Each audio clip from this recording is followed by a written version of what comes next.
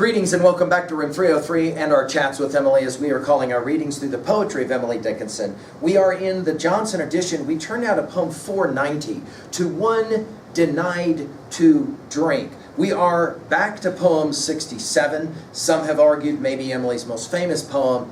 Success is counted sweetest by those who ne'er succeed. To comprehend a nectar requires sorest need. Not one of all the purple host who took the flag today can tell the definition so clear of victory as he, defeated, dying, on whose forbidden ear the distant strains of triumph burst agonized and clear. You'll remember that what her argument in this poem, and this is what we will often refer to as these yoked opposites, right? Success and failure and the like, takes us back to poems 313 and 355. This is another theodicy. Now, I'm hopeful that our assumptions are that you've been following our stuff at learnstrong.net, down that left-hand side, Chats with Emily. And our playlist it begins with a set of introductory comments where we talk about the big five. In each poem, what is Emily talking about? Epistemology, what you can know. Ontology, who you are. Psychology, the study of the individual mind. Sociology, the study of the collective mind. And then finally, the last of the big five, theodicy. The question of, why must there be pain and suffering in this world? Like, dude, why can't we just live in a world where there is no pain and there is no suffering? And if I could snap my fingers and all the pain and the suffering in the world went away, would I do it? Or would I rather argue that it is in fact in the loss that one can only appreciate the victory? That's the only way. She makes the argument. It isn't the winner in the battle who is the one who understands victory, but rather it's the one dying, listening to the strains of we're the champions, or we're number one. That's the individual who actually understands truly success. Here we'll play a very similar kind of game. Now I want you to note the kind of tone of this poem. It's an interesting tone as we play the game. It's almost like a teasing tone. She'll say it this way.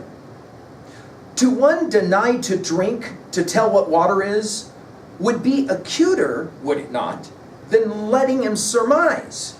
To lead him to the well and let him hear its drip, remind him, would it not, somewhat of his condemned lip.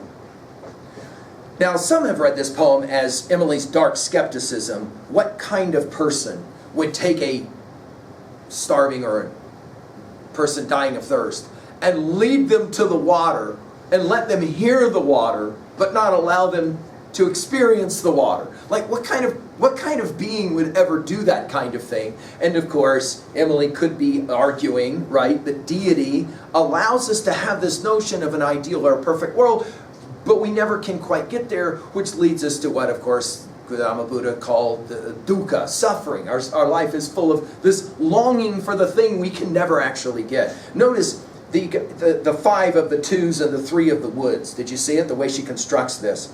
Two, one denied to drink. And again, takes us back to 67, and success is counted to comprehend a nectar, to appreciate a drink, requires source need. To tell what water is would be acuter, and this is interesting that her use of this word acuter. We'll see it one more time in 1714. By a departing light, we see acuter quite than by a wick that stays. There's something in the flight that clarifies the sight and decks the rays.